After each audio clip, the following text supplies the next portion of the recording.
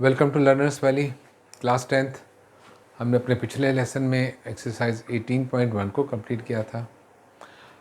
अब law of proportion का जो इस्तेमाल है मैं उसको मज़ीद आगे ले जा रहा हूँ। उसके लिए मैं एक्सरसाइज 18.3 शुरू कर रहा हूँ। 18.2 अभी नहीं कर रहा, 18.2 को हम बाद में करेंगे। वो बिल्कुल मुख्तलिफ एक्सरसाइज है।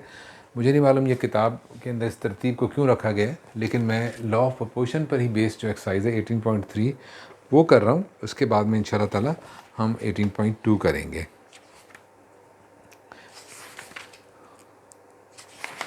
तो 18.2 के लिए काफ़ी सारी वजाहत की ज़रूरत है, उसके बगैर हम उसको नहीं कर सकते। तो एक्सरसाइज नंबर 18.3 क्वेश्चन नंबर 1। अब इसमें जो सवालात हैं वो मुख्तलिफ़ टाइप के हैं। इसमें मुख्तलिफ़ तरीक़ों से लॉ ऑफ प्रोपोर्शन को इस्तेमाल किया गया है। सो एक्सरसाइज 18.3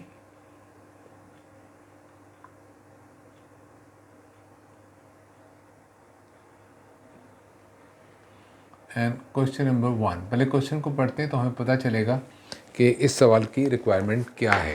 देखिए क्वेश्चन नंबर कह रहा है find the third proportional if first second and fourth proportionals are. एक प्रोपोर्शन में आपको पता है जब ये प्रोपोर्शन होता है, देखिए A ratio B proportion C ratio D, ये प्रोपोर्शन है। इसके अंदर 4 प्रोपोर्शनल्स हैं। पहला प्रोपोर्शनल A, दूसरा B, तीसरा C और चौथा प्रोपोर्शनल D है। इसमें कोई भी वैल्यू हो सकती है ABCD की जगह। इसमें कोई किसी की जगह कोई भी जगह से गायब हो सकता है। मिसाल के तौर पे मैं इसमें से C को गायब कर देता हूँ और आपको कहता हूँ कि मैं आपको A, B और D दे रहा हूँ। अब आप C मालूम कीजिए, that is the third proportional. तो अब आप क्या करेंगे, आपको पता है प्रोपोर्शनल में जब लिखा जाता है तो थर्ड प्रोपोर्शनल कहाँ आता है, वहाँ पर आप एक अननोन प्लेस कर देंगे। जैसे कि हमने 18.1 में किया था कि जो x है उसकी वैल्यू निकालनी है तो हम उसे अननोन की वैल्यू निकाला करते थे। सेम वे यहाँ पे अगर सपोज थर्ड प्रोपोर्शनल, जैसे क्वेश्चन 1 में कहा जा रहा है कि फाइंड दी थर्ड प्रोपोर्शनल मालूम कीजिए, जबकि आपको first, second and fourth proportional दिए हुए। देखिए ये सवाल को 4 मुख्तलिफ तरीक़ों से पूछा जा सकता है। ये भी हो सकता है आपसे A छुपा लिया जाए और B C D दे दिया कि फर्स्ट प्रोपोर्शनल मालूम करें, वही बात है। आपसे कहा जा सकता है सेकंड प्रोपोर्शनल मालूम करें, 3 नंबर दे दिए जाएँ और जो फर्स्ट, सेकंड एंड फोर्थ हैं आप थर्ड मालूम करें। जैसे कि यहाँ पे फर्स्ट, सेकंड एंड फोर्थ दे दिया गया है और आपसे कहा जा रहा है थर्ड प्रोपोर्शनल मालूम करें।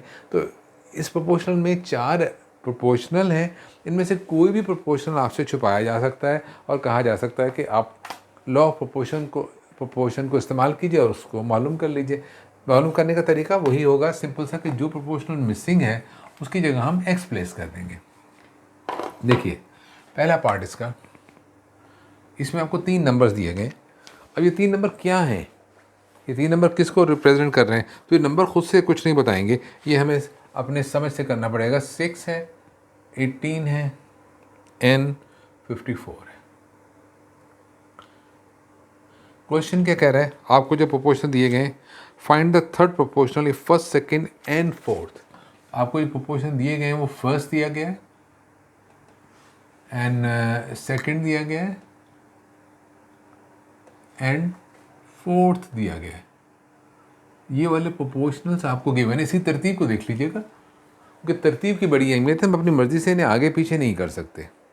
You are given first, second and fourth proportional, जबकि थर्ड प्रोपोर्शनल आपको मालूम करना है। जो भी मालूम करना है उससे हम एक्स सपोज कर लेंगे कि वो एक्स है। जब हम प्रोपोर्शनल लिखने जाएंगे तो थर्ड हमारे पास नहीं है, ये फर्स्ट है, ये सेकंड है और ये फोर्थ है। थर्ड हमें मालूम करना है। तो क्या सवाल बनेगा, ये बनेगा 6 रेशो 18 प्रोपोर्शनल। देखिए फर्स्ट और सेकंड तो मैंने यूज़ करके पहली रेशो बना ली। थर्ड मेरे पास गिवन नहीं है, इस क्वेश्चन में मौजूद नहीं है, तो उसको हम क्या करेंगे, एक्स सपोज कर लेंगे और फोर्थ प्रोपोर्शनल की जगह पे फोर्थ प्रोपोर्शनल लिख देंगे, जो कि ये 54 गिवन है आपको। ये प्रोपोर्शन बन गया। अब इसमें कोई भी अननोन हो सकता है। जैसे कि क्वेश्चन 1 में रिक्वायर्ड है कि थर्ड प्रोपोर्शनल मालूम कीजिए, तो याद रखिए कि इस सवाल में कोई भी प्रोपोर्शनल पूछा जा सकता है। पहला भी पूछ सकते हैं, दूसरा भी पूछ सकते हैं, चौथा भी पूछ सकते हैं और तीसरा भी पूछा जा रहा है। तो इसमें जो भी आपसे पूछा जा रहा है आपने उसकी जगह एक्स लिख देना है, बाकी नंबर्स को उसी जगह पर प्लेस करना है। अगर आपने नंबर की प्लेसमेंट चेंज कर दी तो फिर आपका सवाल का जवाब गलत हो सकता है। तरीक़ेकार वही है, इसको x की वैल्यू निकालनी है आपको। ये एक्सट्रीम्स हैं और ये मीन्स हैं। एक्सट्रीम की प्रोडक्ट और मीन की प्रोडक्ट्स बराबर होती है। मैं पहले मीन्स को मल्टीप्लाई कर रहा हूँ इसलिए कि x मेरे पास मीन में है, तो मैं इसको अपनी आसानी के लिए लॉ ऑफ प्रोपोर्शन अप्लाई कर रहा हूँ। This is 18x is equal to 6 multiplied by 54। चाहे तो इसको मल्टीप्लाई कर लें पहले, या x की वैल्यू डायरेक्ट निकाल लें, आखिर में सिंप्लीफाई कर लीजिए, ये आपकी मर्ज़ी पर है। मुझे सिंप्लीफिकेशन को एक साथ करना आसान लग रहा है इसलिए ऐसा कर रहा हूँ। हो सकता है किसी वक्त मैं खुद भी पहले मल्टीप्लाई कर दूँ, ये को कानून नहीं है, क्योंकि 18 जो है इसका टेबल मुझे आता है। 18 1 18 एंड 18 3 54, तो मुझे 18 का टेबल आने की वजह से ये अच्छा लगा कि पहले मैं 18 को यहाँ ले आऊँ, अदरवाइज़ ये इससे कोई फ़र्क नहीं पड़ता इसको। x is equal to 6 3 18। तो यहाँ पे जो थर्ड प्रोपोर्शनल होगा वो 18 ही होगा, ठीक है। सो दैट्स ऑल, या तो सिंपल टेक्निक है। यहाँ पे इन्होंने कुछ अलजेब्रा को इन्वॉल्व किया बहुत ज़्यादा। मैं इसका सेकंड पार्ट स्किप कर रहा हूँ, थर्ड एंड फोर्थ में आपको करके दिखाऊंगा, क्योंकि उन दोनों में अलजेब्रा है, लेकिन सेकंड वाले में सिर्फ एक ही फार्मूला इस्तेमाल हो रहा है, a² - b² वाला। तो ये आप लोगों को खुद कोशिश करनी चाहिए। तो सेकंड पार्ट मैं आप लोगों के लिए छोड़ रहा हूँ, कंपैरेटिवली ईजी लग रहा है मुझे, और मैं थर्ड एंड फोर्थ पार्ट आपको करके दिखा रहा हूँ।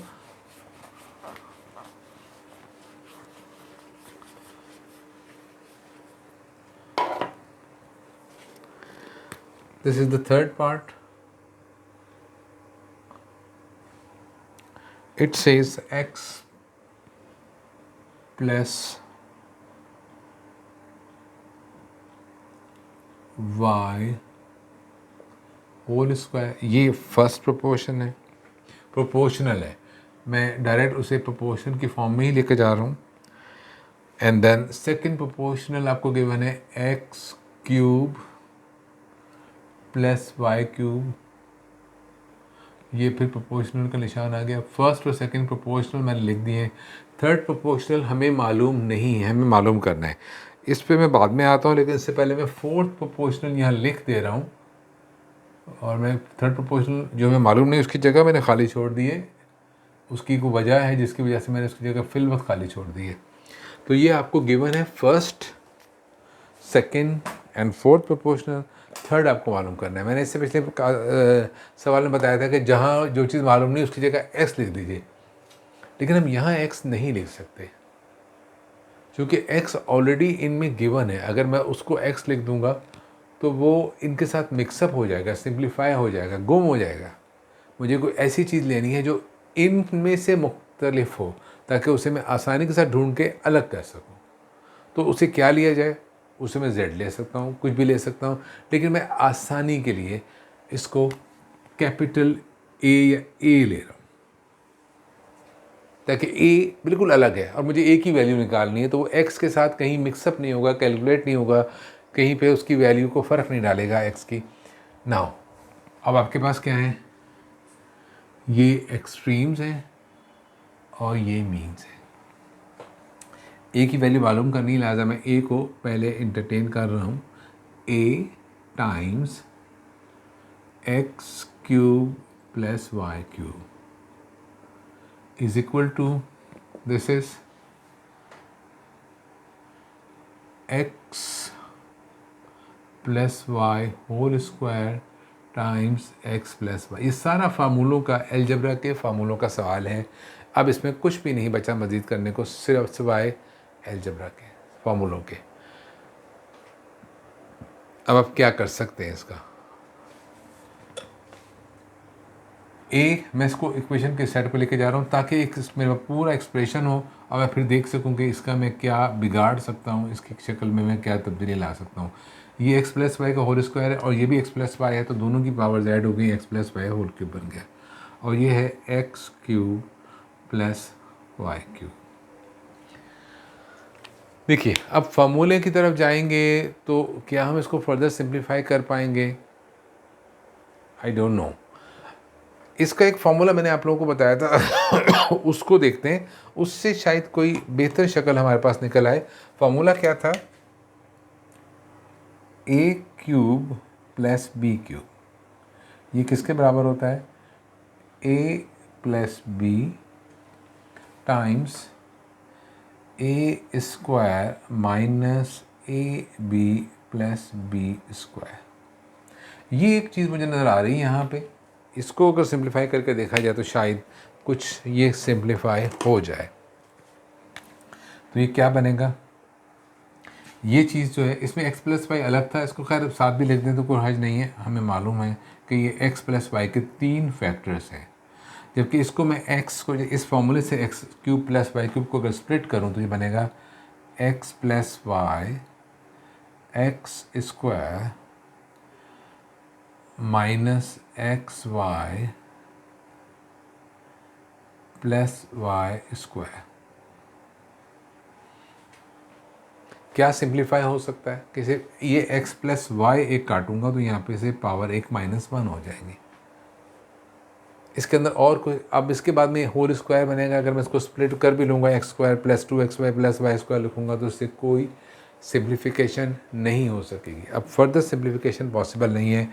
मैं दोनों शक्लें आपको लिख कर दिखा दूँगा। यहाँ पे कोई उसूल नहीं है कि इसको किस शक्ल में छोड़ना चाहिए। एनीहाउ ए की वैल्यू जो हमारे पास आ रही है वो आ रही है x plus y whole square upon, bracket लगाने की ज़रूरत नहीं है, x square minus x Y plus y. ये भी एक शक्ल है, अपनी जगह परफेक्ट है, कोई फ़र्क नहीं पड़ता अगर हम इसको सिंप्लीफाई फर्दर नहीं करते। लेकिन अगर कर, ये भी आंसर है यहाँ पे, मैं दूसरा आंसर यहाँ लिख दे रहा हूँ, उससे इसकी शक्ल या इसकी वैल्यू पे कोई फ़र्क नहीं आएगा। ये बन जाएगा x square plus 2xy plus Y square upon x square minus x Y plus Y square. अब इसमें आप लोग कम से कम ये बेवकूफ़ी मत कीजिएगा कि इस एक्स स्क्वायर को एक्स स्क्वायर से काट दें, इस वाई स्क्वायर को वाई स्क्वायर से काट दें, एक्स वाई को एक्स वाई से काट दें।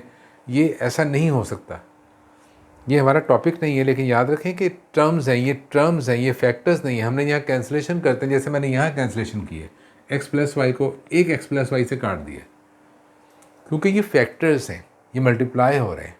ये फैक्टर्स नहीं हैं, ये टर्म्स हैं। टर्म्स कभी भी न्यूमरेटर और डिनोमिनेटर में कैंसिल नहीं होती। टर्म्स कैंसिल होती हैं जब वो सिंप्लीफाई हो रही हों, आपस में प्लस माइनस हो रही हों। तो ये इसकी यही शक्ल होगी। तो ये शक्ल ऑलरेडी कॉम्प्लिकेटेड है, मैं नहीं चाहता बच्चे इस शक्ल में जाएं। इसको इसी शक्ल पर छोड़ देना अच्छा है, इसमें कन्फ्यूजन कम है, इसमें कन्फ्यूजन ज़्यादा है।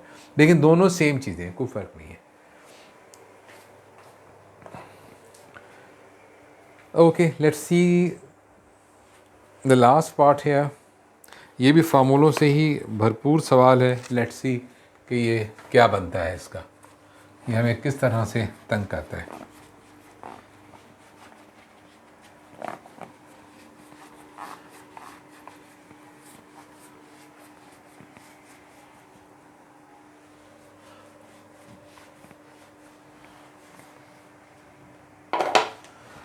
Okay, the fourth part,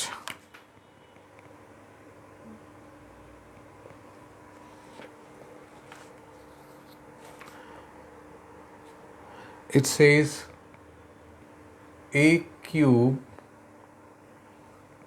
plus b cube upon a square minus b square.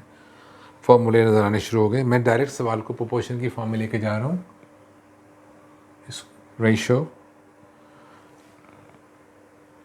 A square minus a b plus b square upon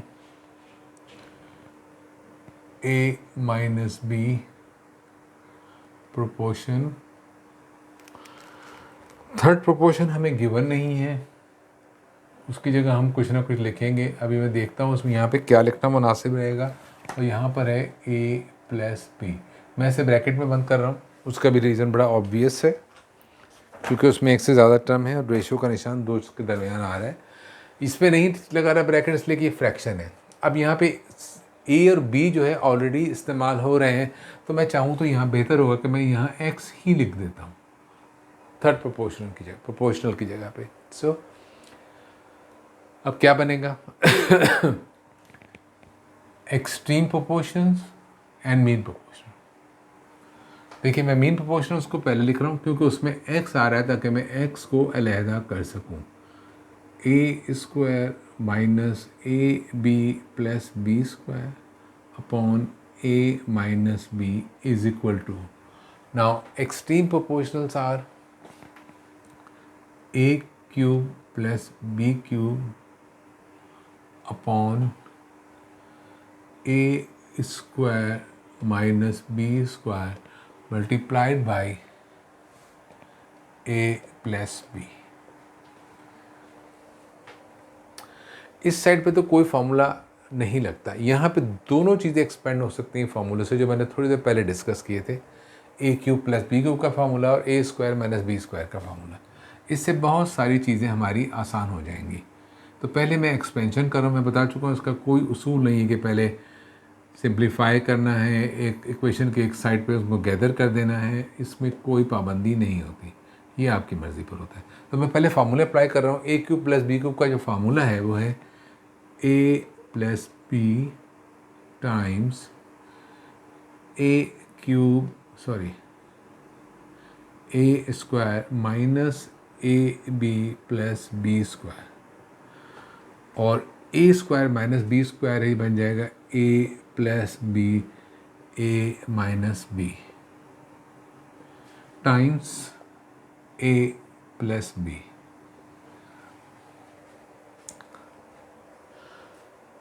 अगर गौर करें तो कुछ सिंप्लीफिकेशन पॉसिबल है।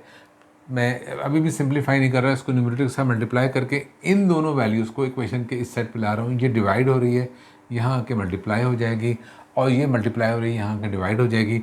लेट्स सी कि पहले x को हम आइसोलेट कर रहे हैं इक्वेशन के एक साइड पे और तमाम वैल्यूज़ को दूसरी तरफ लेके जा रहे हैं। It will require some space.